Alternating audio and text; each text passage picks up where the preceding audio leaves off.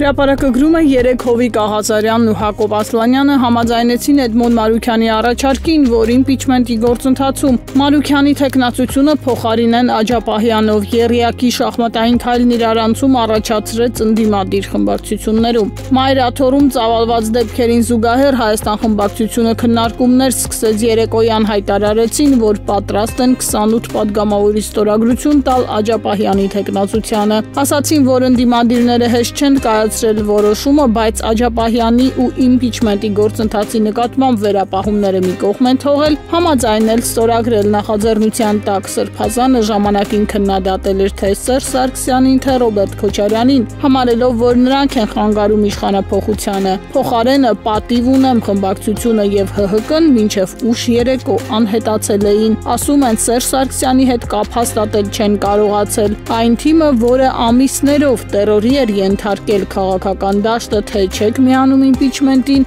երբ պարզվեց մյուս խմբակցությունը միացել է, չգիտես ինչու լռում էր։ Ավելի ուշ Միքայել Սրբազանը հայտարարեց, թե խնդրում է իր անունը չշահարկել վարչապետի թեկնածուների շարքում եւ դրանով փրկեց Սերժ Սարգսյանին, որը Սրբազանի հայտարարությունից հետո հանկարծ հայտարարեց, թե միանում է նրա թեկնածությանը։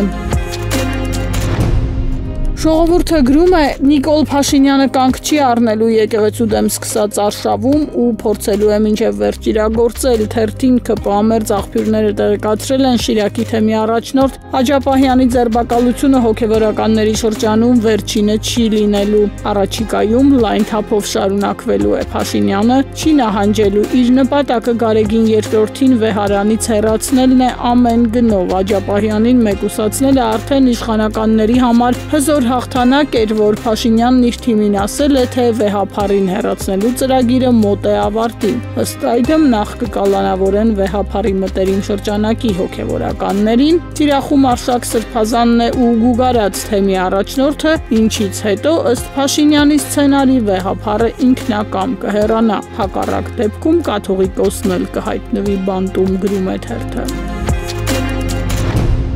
Հրապարակը գրում է, եթե Բագրատ Սրբազանի դեպքում իշխող ԿՊ-ն մեկ մարդու պես նետվեց մարտի, ապա Միքայել Աջապահյանի ու եկեղեցու դեմ գրոհը միանշանակ չի ընդունվել իշխանական ճամբարում։ Անգամ ուսապարկերը չեն հասկացել, թե ինչ իմաստ ուներ ասպատակել Մայրաթոր, եթե իրավական ընթացակարգերով կարող էին ծանուցել Աջապահյանին ներկայանալ ՔԿ։ Բայց նրանք վախենում են ծպտուն հանել, քանի որ Փաշինյանը բոլորին բաց տեքստով հասկացրել է, որ ցանկացած առարկություն դավաճանություն է դիտվելու, ավելի վատ դատաստան լինի, քան Հովիկ Աղազարյանի հետ արվեց։ Թերթը երեկ արձանագրել է հաշված ԿՊԱ-ականներ էին արդարացնում կատարվածը։ Անհույս ուսապարկեր Վահագն Ալեքսանյանը, Հայկ Կոնջորյանը, Արթուր Հովանեսյանը, Հասմիկ Հակոբյանը, Ռուբեն Ռուբինյանը, որի էջում մարդիկ վերջին հայհոյանքներն էին թողնում, գուցե եւս 1-2 ԿՊԱ-ական, մեկ էլ վերջին օրերին քաղաքական մեծ վերլուծաբան դարձած Աշոտ Փաշինյանը, հեգնում է թերթը։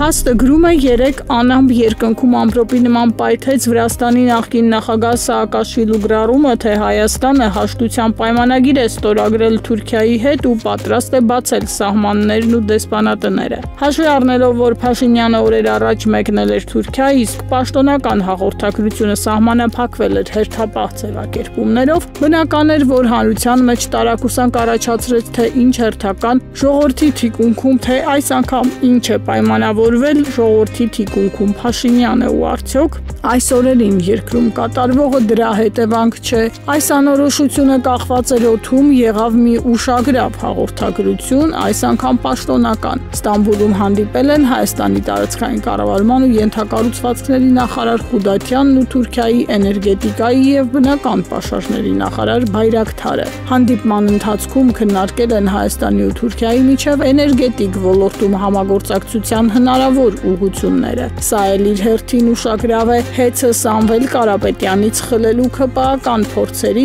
ու Թուրքիայի ՀԱԵԿ-ը փակելու հետևողական ջանքերի ֆոնին, նկատում է թերթը։ Հրապարակը գրում է հեծն ազգայնացնելու անվան տակ Սամվել Կարապետյանի սեփականությունը խլելուց առաջ իշխանությունն առաջիկայում էժանագին շոուներ կբեմադրի հեծի վատ աշխատանքի քաղաքացիներին պատճառված անհարմարությունների սցենարով, որ հող ստեղծի ժողբաստիոնում բիզնես խլելու համար։ Մի քանի օր առաջ Փաշինյանը հայտարարեց, թե Հոմպլեքս մոլի բացման միջոցառմանը հոսանքի անջատման պատճառով միջոցառումը հարամվել է 3 ԱԺԼՍ-ներին հոսանքն անջատվեց, բայց ինչ որ հրաշքով բարձրախոսները շարունակում էին անխափան աշխատել։ Իսկ այդ պահին ամբիոնից ելույթ ունեցող ԿԳՄՍ նախարար Ժաննա Անդրեասյանը միամտորեն խոստովանեց այդ փաստը։ Սա նշանակում է, որ հոսանքի անջատման խնդիրը եղել է ոչ թե ընդհանուր ցանցից, այլ տեղում ինչ որ մարդկանց հրահանգով ու որոշ հոսանքագծեր չեն անջատվել։ Ըստ ամենայնի, իշխանությունը նման էժանագին շոուներով փորձելու է լեգիտիմացնել գործողությունները, կարդում ենք թերթում։